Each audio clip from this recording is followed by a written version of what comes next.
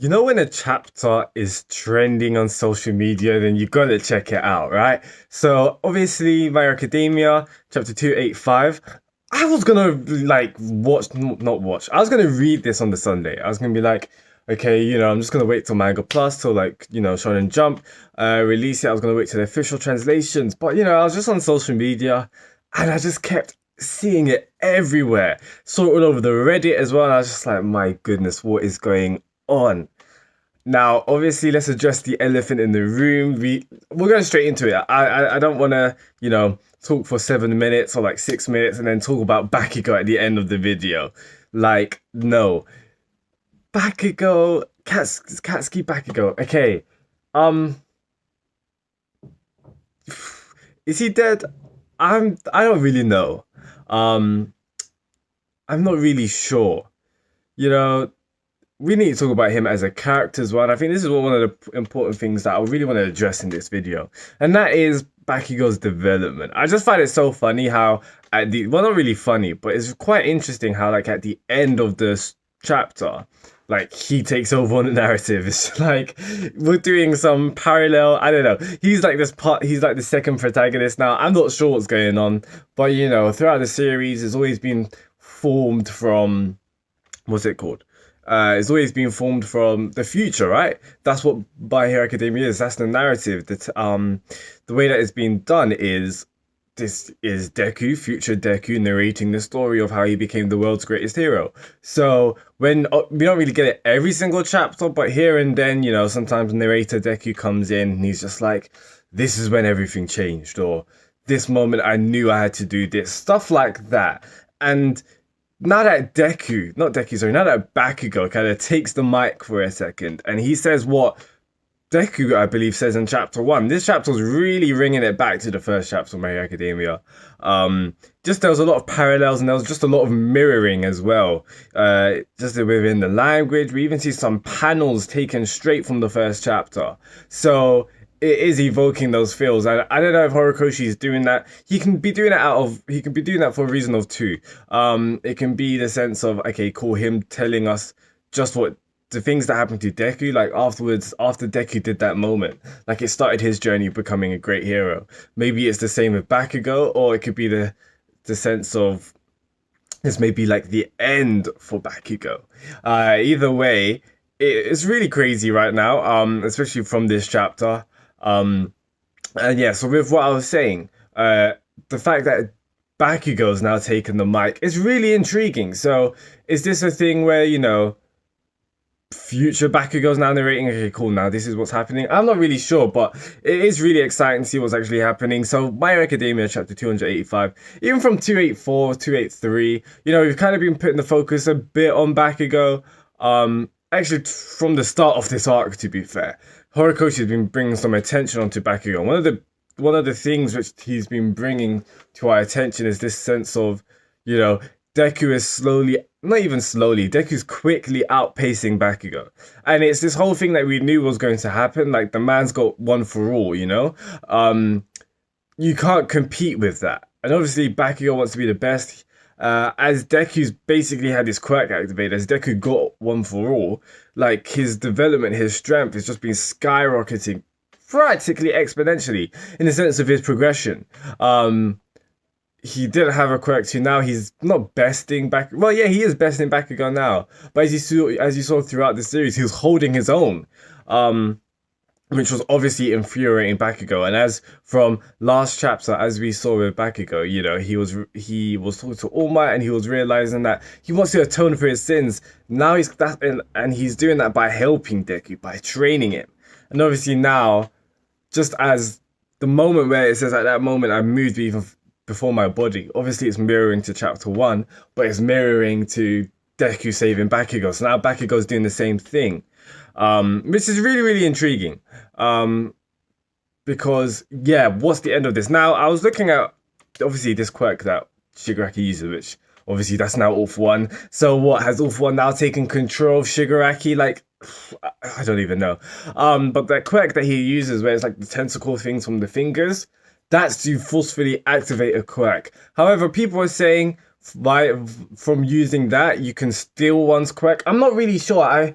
I thought like, for All for One, if he wants to take your quirk, it's like, his hand like on you, like your face, like that has to be actual physical contact. I'm not really sure he uses this quirk to steal it. I don't think there's a link there, but we do know from the chapters he used it to like forcefully, I think, activate Magne's quirk, and even Kurogiri's. Yeah, he did. So either he's using that just to attack Bakugo or to forcefully activate his quirk. Now, if he is, I'm not really sure what he's going to do because he did it to Endeavor as well, right? Now, imagine being Endeavor, you're the top hero, and you're basically being shafted to the side. Like, it must be so humiliating for him, especially one of his character. Because, he even said last chapter, or the chapter before, he was like, I should be the one up there. Like, Deku really shouldn't be there. And this is going to be turning eyes, be thinking, okay, one, how is he this strong? And two, like, how's he holding his own against basically the symbol of evil, basically. Which is kind of intriguing to think about. Now, in regards to Endeavor, is this Endeavor's last bucket? I think the whole fandom knows Endeavor isn't gonna die if we haven't seen this Dabi reveal, or stuff like that. Like, if Dabi's not there, I don't care if if Endeavor gets like shot in the chest, the man's not dying if Davi's not there. That's how I feel like the fandom basically see it. So we did see him do his prominence back, and throughout reading this whole chapter, like seeing Texas smash, Wyoming smash, I'm just like, yo, when this gets animated, it's gonna be ridiculous. Like, because it was kind of hard to read. First, I was thinking, what's going on? Some panels looks like Deku's arms been like wrangled up, but then some looks like it's been amputated, so I'm not really sure what's going on. I guess that just shows you, and even the way that Horikoshi starts up the chapter where he goes back to the fight, the aftermath of the fight with Deku and Muscular, and the doctor's like, you've got I'd say 2 or 3 good like attacks in you and your arms are toast. He's done them attacks now. And you see in some of the panels, like he uses Black Whip as like, not basically bandages to kind of like hold it in place as he's basically still fighting against Shigaraki. I mean, this man better awaken a regeneration quirk, because otherwise it's toast, unless Eri does like a rewind thing. But yeah, I think from seeing this fight and seeing the lengths that Deku's going to, it really makes me ask, okay, cool, where's this gonna go in the sense for him as a like, his body is basically finished. Even let's say he finishes Shigaraki next chapter. Let's say, I don't know, Shigaraki gets arrested or whatever. He's surely out. He's surely out of commission for being a hero. Like, it's ridiculous. And I guess it's so interesting how Horikoshi's doing it, because, it kind of shows you what it takes to be the top hero, but it kind of shows you also how crazy Deku is, and Bakugo's even realizing it. And he obviously realized it from last chapter. He was just like, that's why you're keeping at arm's length. Because the guy, like, he just doesn't care for himself.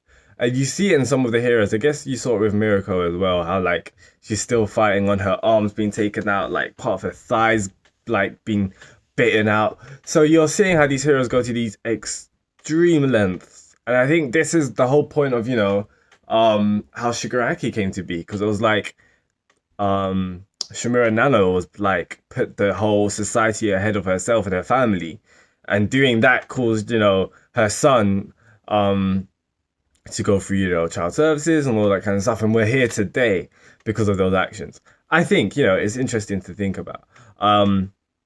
But yeah, no, this chapter was just ridiculous. I think what's actually gonna happen? I don't know if Bakugo's gonna die per se. I think he's too popular a character, but he knows what Horikoshi's up to, like, really and truly. It would be fitting of his character coming like full circle, right? Like chapter 1, he's saved by Deku. Now chapter 285, Deku saved by Bakugo. And I'm wondering what this is going to do to his character, because Torino just got taken out. Now Bakugo, who's like the person he's known the longest, like, pardon me, that's gonna be crazy as well. But yeah, I don't know. Part of me just cannot believe like Bakugo will get taken out, right? But like this arc, no one is actually safe. Really and truly, no one's safe, or like no one's safe from like actual harm. So we'll have to see. I'm gonna end it here, guys. Tell me your thoughts, what you actually thought about this chapter. What did you like about it? Did you like, the teamwork scene, Bakugo, Todoroki, and Endeavor? Pretty cool that obviously Todoroki was like cooling off Endeavor. Endeavor using Prominence Burn as well. Endeavor's definitely gonna have some repercussions, you could say, because the guy, like, the amount of fire he's been using. Um, what else? What did you like about, the fight scene between Deku and Shigaraki? That's what I want to talk actually about. I nearly forgot. I was gonna end there. So yeah, I don't really have much to talk about this, but when Shigaraki came out of the tube, he started hearing All for One's voice, and it would be like, I need the quirk, or like, to me now. Stuff like that, right? And then there was this whole moment of Shigaraki being like, no, like, I'm doing my own thing, my own will. And obviously now Shigaraki's back's up against the wall. All for One's kind of speaking again, being like, just give me your body, give me control, And Shigaraki's like, all right, fine. So I don't know if this is a thing where All for One's now in the front seat, kind of driving. Is it the sense of how, like, how Deku as the past user of One for All, does that happen now with All for One?